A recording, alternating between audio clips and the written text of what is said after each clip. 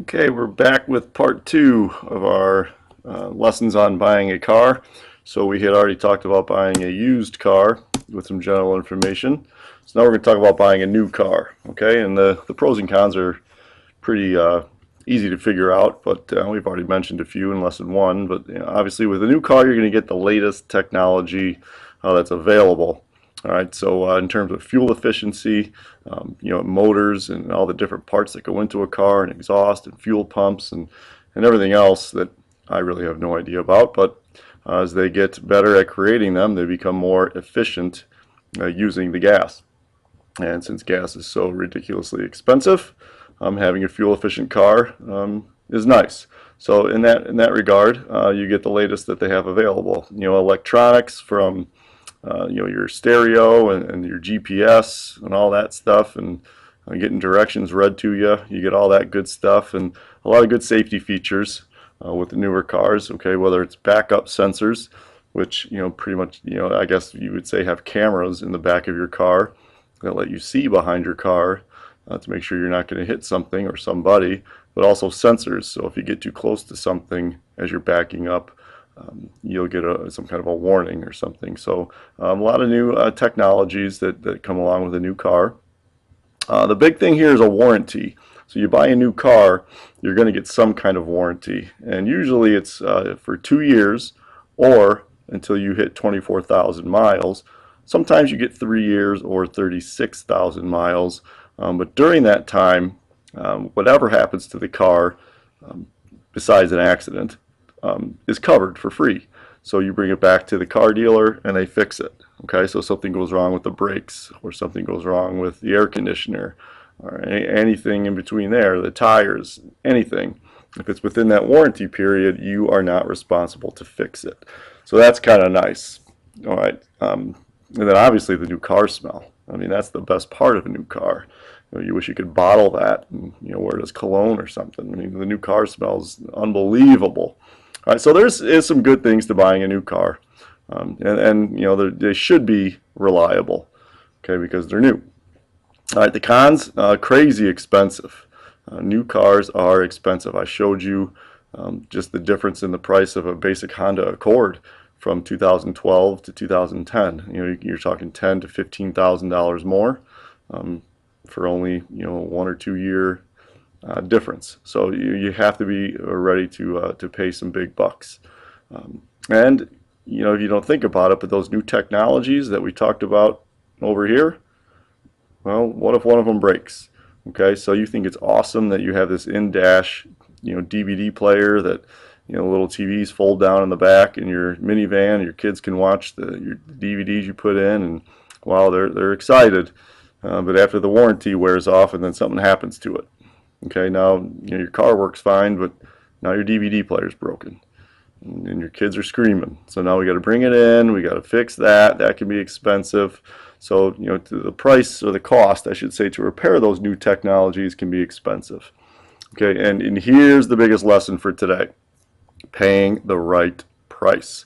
This scares a lot of people because buying a new car and buying a new house, which we'll look at in a couple days or weeks here, are kind of different in terms of the word haggling, which is the jargon or the slang term for negotiating.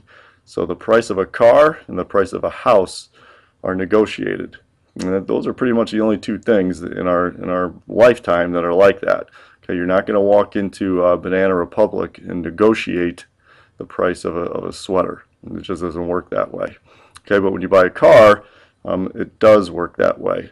So you have to prepare yourself with some information. Okay, so if you were going into a debate or some sort of argument, you would want to inform yourself or educate yourself before you got into that situation so you knew what you were talking about. Okay, so the car salesperson, the car dealer, that's what they do for a living. They know everything about the car. They know the ins and the outs of the car, the different prices, and they're pretty good at sales. That's why they're doing it. Okay, so if you don't prepare yourself, you're going to get taken advantage of. Okay, so this notion of haggling can be scary, but if you know what you're doing, it's not a big deal. And with the available information that I'm going to show you, you have no excuse for not being fully prepared and getting a great price on a new car. Okay, we're going to look at two things here. Something called the sticker price, which is, the price you see on the window of the car. So sometimes it's called the window price. That when you go to the car dealer, when the cars are out in the lot or in the showroom, and they have that sticker in the window, that's the sticker price. Now that's the price that the car manufacturer thinks the car should be sold for, sometimes called the MSRP, the manufacturer's suggested retail price.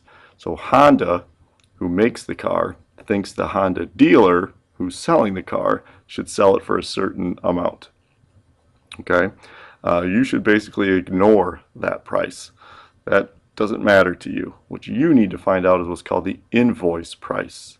And the invoice price is the amount that the car dealer had to pay to get that car onto the car lot. It can be a little confusing. So let's say there's a Honda dealer in Schaumburg, which there is. That Honda dealer had to pay the big parent company of Honda a certain amount to get the car onto their lot so they can resell it. So let's, whatever the difference is, so they want to sell it for more than invoice price, obviously to make money. So you need to find out what it cost them to get that car from the manufacturer onto their lot. If you don't have that, you're in trouble.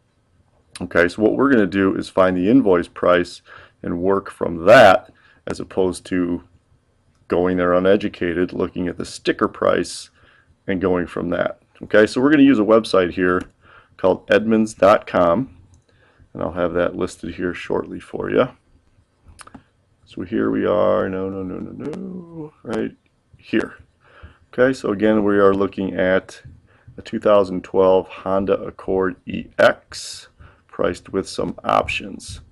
Okay, and this is a great website. Again, it's Edmunds, EDMUNDS.com. And you search for the car you want to buy and work your way through some options and picking out what you want on the car. And eventually you come to this screen, and this is awesome. Okay, so let's start out with the MSRP. Remember, this is the sticker price. This is what they want you to pay. And their price is $25,995. Okay, so if you didn't know any better, you might be paying that. Now look at the invoice price, significantly less. Okay, so it costs them $23,855 to get the car there. So that's important to know when you go in. Okay, one person might go in and say, well, this is $26,000. How about if I give you $25,000 even? Okay, I'm not paying that full $26,000. I'm only paying $25,000. And the car dealer or the car salesman smiles and says, we got a deal. Okay, and that person thinks that they just made off like a bandit because they saved $995. Great deal. Well, you walk in and you know this. And you say, I know it cost you $23,855 to get this car here. I'll give you $24,500. And they'll probably take it. So you just saved yourself $500 more than this person did because you started here and worked up. They started here and worked down. Big difference. Okay, and what's great about Edmunds is now they have this true market value. So I had to put in our zip code here in the Hoffman-Schaumburg area, and every time one of these cars is sold in our area, they record the price. So the true market value is really people have been buying these cars in our area for $20,500, even significantly less than the invoice price. Probably because the 2012 cars, they want to get rid of them to make room for the 2013s. So this time of year, you can even get a better deal than normal. So you could walk in and say, I'll give you $20,500 for the car. All right, and if that got accepted, heck, you'd be saving $6,000 more than this person who only went, with this number, and a couple thousand more than this person that only went with the invoice number. So you got to do your research. Okay, there's no excuse, and this is at Edmunds.com. It's very simple to use to educate yourself and you take all the guesswork out of the situation. Okay, so that is what we mean by paying the right price. Okay, so there are some resources for you. I just showed you Edmunds. Okay, there's something called kellybluebook.com, and we'll look at CarMax, consumerreports.com. I showed you Carfax. So a lot of great resources for you when buying a new car. Okay, and we'll look at more of those as we move on. So that is buying a new car.